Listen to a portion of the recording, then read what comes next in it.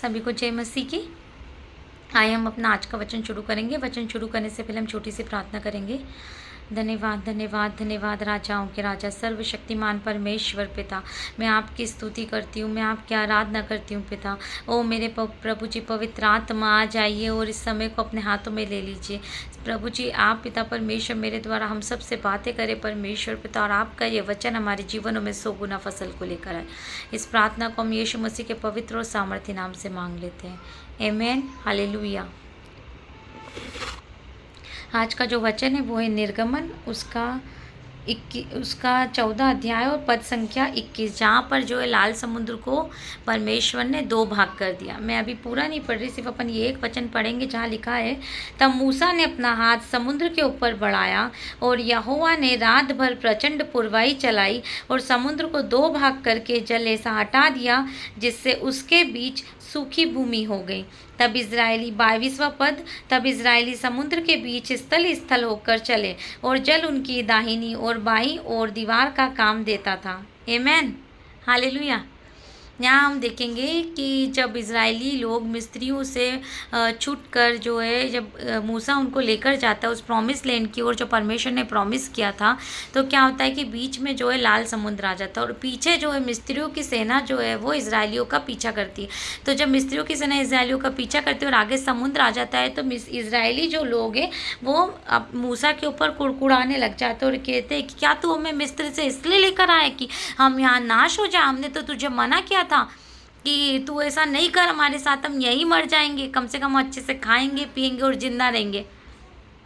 तो मूसा जो है 13वें पद में, 14वां अध्याय के 13वें पद में लोगों से कहता है कि मत डरो और खड़े खड़े वह उद्धार का काम देखो जो आज तुम्हारा यहोवा तुम्हारे लिए करेगा, क्योंकि जिन मिस्त्रियों को तुम आज देखते हो उनको फिर कभी ना देखोगे। तो इस वचन के द्वारा आज मैं आपसे इस बात को कहना चाहती हूँ कि हो सकता है कि आप अपने रिश्तों में कुछ परेशानियों को देख रहे हैं, हो सकता है पति पत्नी के बीच में कोई परेशानी है, हो सकता है कि आपके जीवन में प्रेम नहीं है, आपके जीवन में शांति की कमी है, हो सकता है आपके जीवन में परेशानी है, बीमारी है, आपके बच्चों की तरफ से आप परेशान हैं, अपने घराने की तरफ से आप परेशान हैं, अपने मायके की तरफ से परेशान हैं, अपने ससुराल पक्ष की तरफ से वो परेशानी कुछ भी हो सकती है इस लाल समुद्र के समान, ठीक है। वो परेशानी, वो समस्या कुछ भी हो सकती है लाल समुद्र के समान। अब समुद्र कैसा होता है? समुद्र बहुत बड़ा होता है। अगर आप समुद्र के सामने खड़े रहेंगे तो सिर्फ पानी पानी नज़र आएगा, आपको कुछ नज़र नहीं आएगा, आपको लगेगा कोई रास्ता नहीं है। तो हो सकता है कि आपकी समस्या, हमारी समस्या है जो उस लाल समुद्र के समान हो। तो आज परमेश्वर आपसे इस वचन के द्वारा कहना चाहता है कि डरो मत, खड़े खड़े वह उद्धार का काम देखो जो यहोवा आज तुम्हारे लिए करेगा, क्योंकि जिन मिस्त्रियों को, जिन परेशानियों को, जिन बीमारियों को, जिन समस्याओं को, जिन अशांतियों को आप आज देख रहे हो उन्हें फिर आप कभी ना देखोगे यीशु नासरी के नाम से।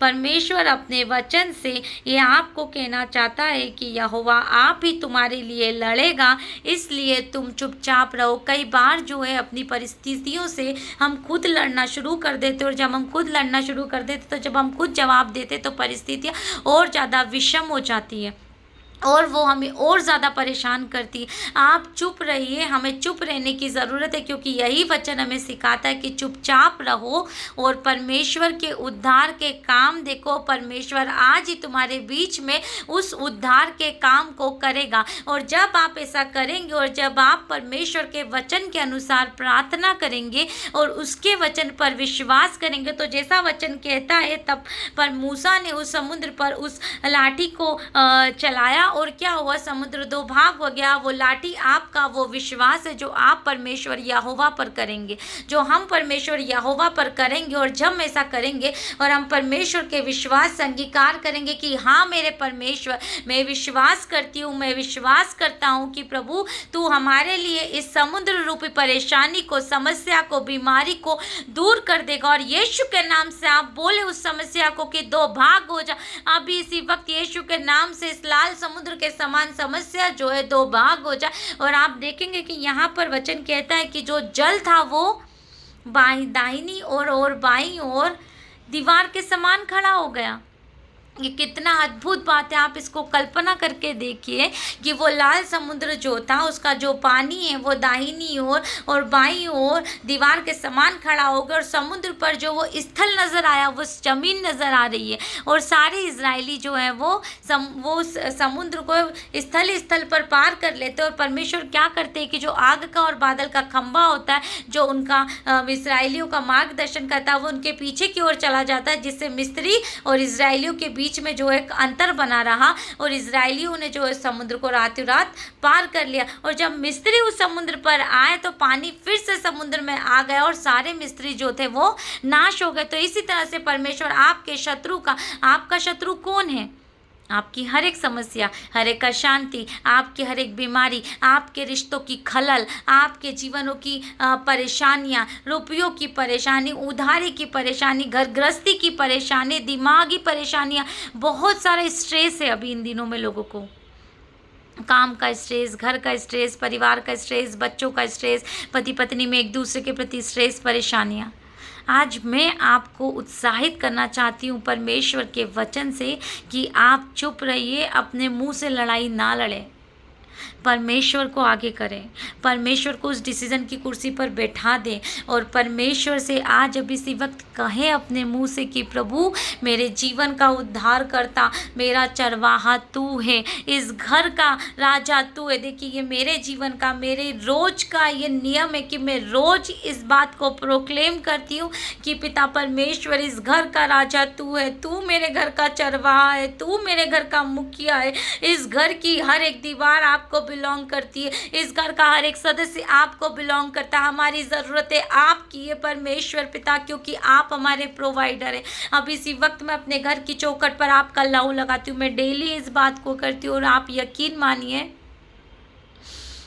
मैं गवाही देना चाहती हूँ कि मेरे घर में किसी चीज़ की कोई घटी नहीं, ना ही शांति की घटी है, ना ही आनंद की घटी है, ना ही रुपयों की घटी है, ना ही प्रेम की घटी है। मेरे बच्चे पूरी तरह से स्वस्थ है प्रभु के हाथों में, प्रभु ने उन्हें अपनी बुद्धि से भरा। हम पति पत्नी के बीच में परमेश्वर का प्रेम है, विश्वास है, हम दोनों एक दूसरे से एक आत्मा के समान प्रेम करते, हम एक है, सोच विचार में हम एक है, और उसकी वजह यह है कि हमारे घर का मुखिया यहोवा पिता परमेश्वर है। हमने अपने जीवन को यीशु मसीह परमेश्वर के हाथों में दे दिया है, और वो हमें लीड करते। देखिए रोज मैं स्पेशली वुमेन्स से ये बात कहना चाहूँगी कि आपको डरना नहीं है, आपको एक शूरवीर सूरमा के समान खड़े हो जाना है, और आप रोज प्रोक्लेम करें अपने बच्चों के लिए, अपने घर के लिए, अपने परिवार के लिए, अपने पतियों के लिए। आप खड़ी हो जाएं उस गेप में आप खड़े हो जाएं, और रोजाना घुटनों पर आकर आप अपने बच्चों के लिए, अपने पति के लिए, अपने परिवार के लिए प्रार्थनाएं करें।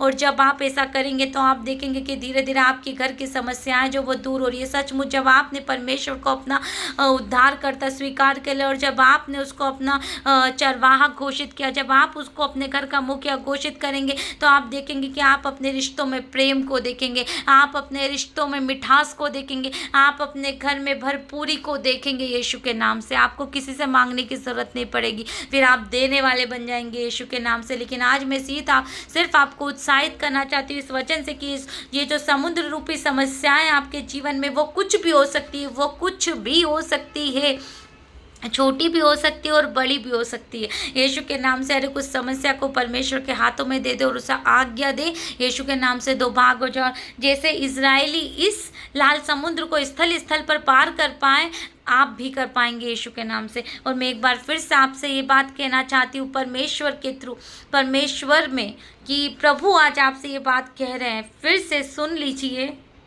डरो मत, खड़े खड़े व उद्धार का काम देखो जो यहोवा आज तुम्हारे लिए करेगा।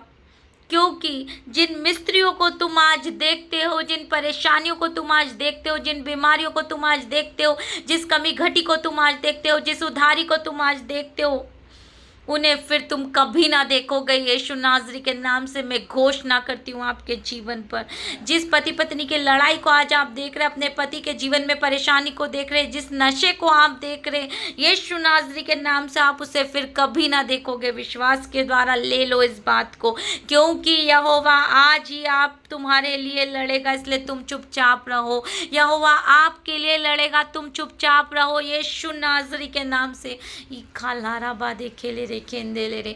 आइए हम सब प्रार्थना में जाएंगे। ई खालारा बादे खेले रे खा बोंदोलो रो शिखा लारा बा ओ दिया लारा बादे खेले रे खेंदे ले रे। सर्वशक्तिमान प्यारे पिता परमेश्वर यहोवा, ई शिखा लारा बादे खेले रे खे बेंदे ले रे, ई शिखा लारा अंदा लारा। सर्वशक्तिमान परमेश्वर यहोवा, आपके वचन के अनुसार हम सबको प्रभु आप चुप कर दे परमेश्वर पिता की अपनी परिस्थितियों से। प्रभु जी हम खुद की सामर्थ्य से ना लड़े मेरे परमेश्वर पिता और मेरे प्रभु जी। आज अब इसी वक्त पिता हम हर एक परिस्थिति में आपको पुकारते हैं कि आप आ जाइए परमेश्वर पिता, और हर एक परिस्थिति पर आप अपना अधिकार ले ले मेरे परमेश्वर पिता।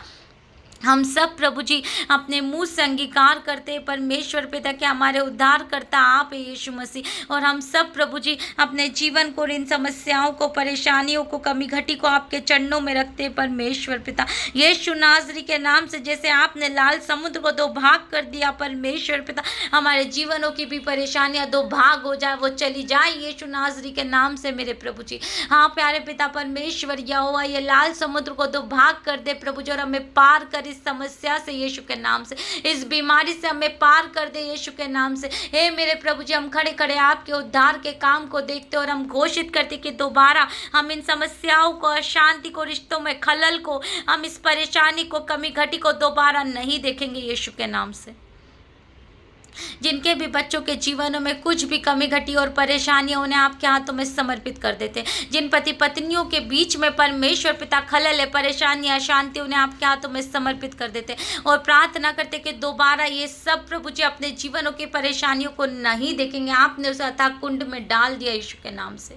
आपका कोटि कोटि धन्यवाद मेरे प्रभु जी। एक बार फिर से अपने आप को सुनने वाले हर एक कानों को प्रभु जी आपके लहू से ढाक देती हूँ और धन्यवाद देती हूँ कि आपने अपने वचन के अनुसार काम कर दिया है मेरे प्रभु जी। सारा आदर, सारी महिमा आप ही को चढ़ाते प्यारे पिता परमेश्वर। इस प्रार्थना को पिता, पुत्र, पवित्र आत्मा के नाम से मांग लेते हैं, आमेन। अगर आप इन वचनों से आशीषित हुए हैं तो इसे अपने दोस्तों के साथ शेयर करें, लाइक करें, चैनल को सब्सक्राइब करें, और अगर आपका कोई भी प्रार्थना निवेदन है तो आप कमेंट में भेज सकते हैं, कमेंट में भेज सकते हैं यीशु के नाम से। आमीन। God bless you.